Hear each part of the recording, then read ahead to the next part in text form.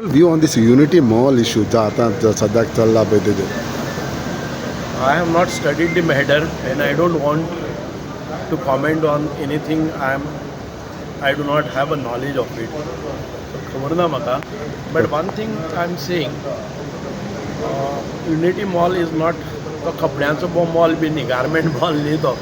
That is something different which the tourists will get attracted and लोकांक जाय जाल्यार करपाचो.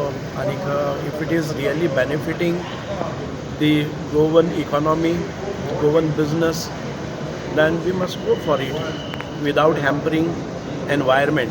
Environmentaचे कांय issues ना जाल्यार आमी वचपाक जाय, कारण these are the activities wherein economical activities wherein people will earn their livelihood also, attract the good tourists also.